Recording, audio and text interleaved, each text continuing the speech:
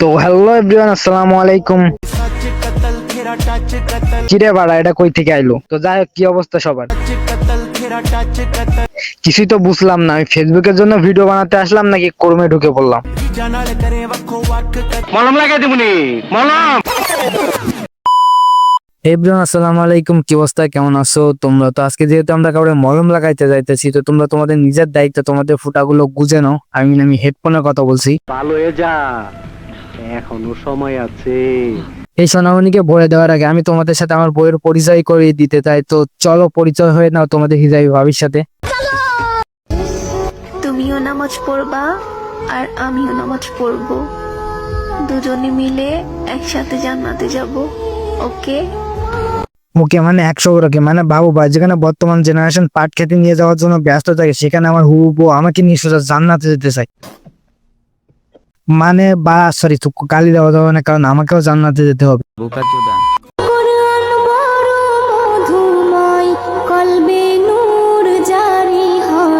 মানে দেখো ভাই, আমি ভালো নয় কেমনে থাকি, যেখানে তোমাদের ভাবি এত ভালো হিজাব করে, নামাজ পড়ে, কোরআন শরীফ পর্যন্ত পড়ে, সেখানে আমার মুখে এত গালিগালাজ মানায় না। এই জন্য তো আমি ভিডিও বানানো একদম ছেড়ে দিচ্ছি। कैसा लगा मेरा मजाक? दीवाने रुक जा, तेरा हमसे सामना है, आँखों से छू ले। ইসরে একটু হইলে তো গোয়াটা মা ছিল আমার, মানে যার লাগে আমি ভালো হতে চাইছি সে আমার গোয়া দেখায়। মানে বুঝো ভাই, একটা মাইয়া যে তোমার নিয়ে জান্নাতে যেতে চায়, সে টিকটকে এসে আবার গোয়া দেখায়। ভাই দরকার নেই আমার ভালো হওয়ার, যেমন আছি এমনি চলি। তা তোমাকে বলতেছি, এইসব গোয়া মারানি লোক দেখানো হিসাব আলী থেকে 100 হাত দূরে থাকবে। চলো, তোমরা যেটা দেখার জন্য এতক্ষণ অপেক্ষা করে আছো সেটা তোমাদেরকে দেখাই।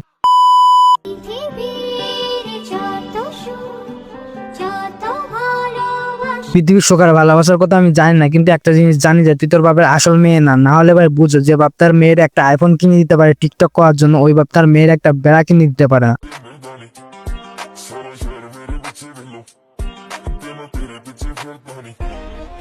না শুধু মানে তুই একটা মেয়ে মানুষ, তোর কোনো ভিডিও করার আগে অবশ্যই তো চেক করা উচিত তোর আম কমলো, তোর যেগুলো সেভ আছে কিনা। এগুলো তো নাড়িয়ে চাড়িয়ে দেখার জিনিস না, এগুলো যে উত্তর থেকে দক্ষিণে এটা আমরা বুঝি কি করে?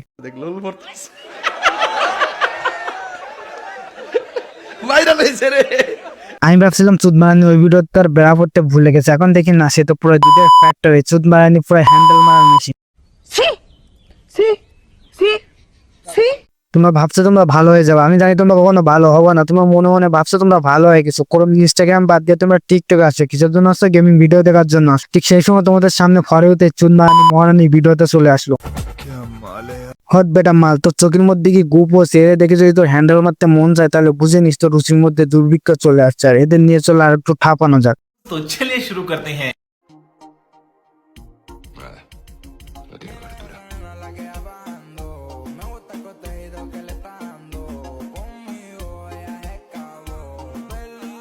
ভাই বুঝছেন কথাটা, কিন্তু বুঝছেন এদের গোয়া কতটা বড় হইলে টিকটকে স্ক্রিনের মধ্যে হাঁটে না। আমি এতদিন চিল্লাই বলতাম গোয়া মারছে, আসল গোয়া তো এদের মাছ।